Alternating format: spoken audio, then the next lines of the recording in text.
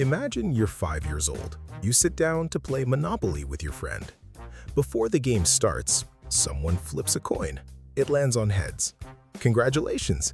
You get double the starting money, double the salary every time you pass go, and you roll 2 dice instead of 1. Your friend gets none of that. Totally fair, obviously, because you are a strategic genius and a naturally superior human being. This was a real experiment. Social psychologist Paul Piff at UC Berkeley brought in over 100 pairs of strangers to play this exact rigged game. Hidden cameras watching everything. Within 15 minutes, things got uncomfortable. The lucky players started slamming their pieces down on the board. They physically spread out, taking up more space. They grabbed more cookies from the snack bowl. They talked louder. They made fun of the losing player. And when the game ended, researchers asked the rich players why they won. Not one of them mentioned the coin flip. They talked about their brilliant strategy, their smart property decisions, their superior instincts. Your brain, when given an unfair advantage, will immediately rewrite the story of how you got it. That is not a character flaw. That is how the human mind works. And it has been working that way, in the real world, with real money, for a very long time. Here is where it gets interesting. The money system itself is not a fair game, and this is not a new problem.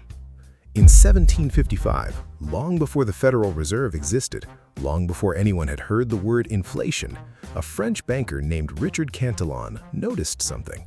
When a kingdom discovered new gold, prices did not rise for everyone at the same time. The king got the gold first. The wealthy lords got it second. The banks got it third. They spent it immediately on land, on servants, on assets, before prices had a chance to adjust. By the time that new money worked its way down to the farmer, the craftsman, the worker at the bottom of the chain, everything already cost more, and they never saw a single piece of the new gold. They got the inflation without the money. Sound familiar? In 2020, the Federal Reserve created $2.8 trillion in 5 months. Think about that number for a second. 2.8 trillion. That is not a typo. That is not a rounding error.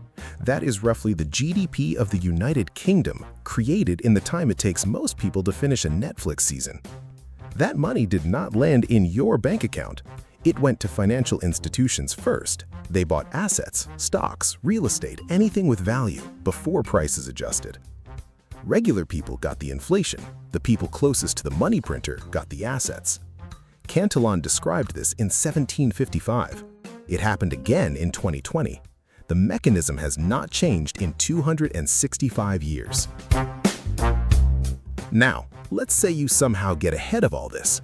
You get a windfall, real money, life-changing money. Surely now you are safe. Denis Diderot was a French philosopher, brilliant man, spent most of his life broke. Then the Empress of Russia, Catherine the Great, heard about his financial troubles and bought his library for the equivalent of $50,000. Overnight, Diderot was rich. He celebrated by buying one thing, a beautiful scarlet dressing gown. He put it on, looked around his study. His old straw chair suddenly looked embarrassing next to the robe, so he replaced it, leather armchair. But now the wooden table looked wrong next to the armchair. New writing desk. New desk meant the rug looked cheap. New rug from Damascus. New rug made the whole room look bare. Sculptures, mirrors, decorations. Within months, all the money was gone. Diderot wrote about this himself. He said he went from being the master of his old belongings to the complete slave of one piece of red cloth. One robe. That's all it took. One beautiful, catastrophically expensive robe. Anthropologists named this the Diderot Effect. One new thing makes everything around it look inadequate. New couch makes the coffee table look wrong. New coffee table makes the rug look old. New rug makes the whole room look outdated.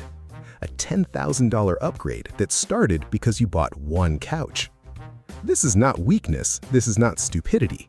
This is a documented psychological mechanism that targets everyone equally, regardless of income, regardless of intelligence. The system does not need to steal your money. It just needs to make you feel like your old things are no longer enough. So here's the question nobody asks. If we earn more, shouldn't we get happier? You would think so. The math seems straightforward. In 1974, economist Richard Easterlin published a study that bothered a lot of people. He found that while richer people within a country are generally happier than poorer ones, as a country's income grows over decades, the average happiness of its people stays completely flat. In the United States, real personal income more than tripled over 70 years. Average happiness? Flat.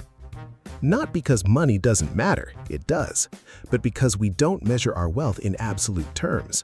We measure it against the person next to us.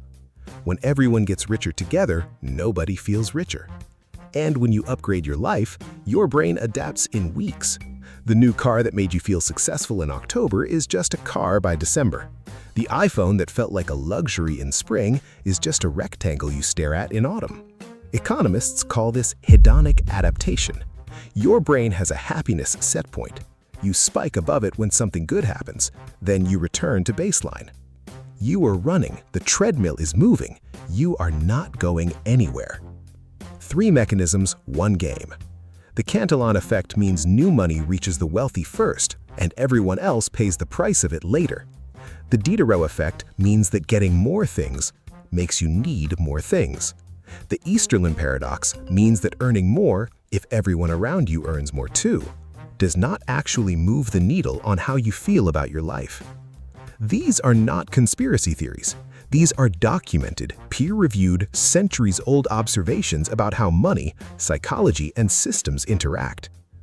They are also, almost entirely, absent from anything taught in school. You were handed a board game with no rulebook. The rules existed, they were just never given to you. But here's what changes when you understand them. You stop blaming yourself for not winning a rigged game. You stop chasing the feeling of enough because you understand that feeling was never designed to arrive. And you stop letting new things turn you into a slave to your own possessions. You see the matrix. And once you see it, you get to choose whether you keep playing by their rules. The real move is not to climb to the top of a rigged board.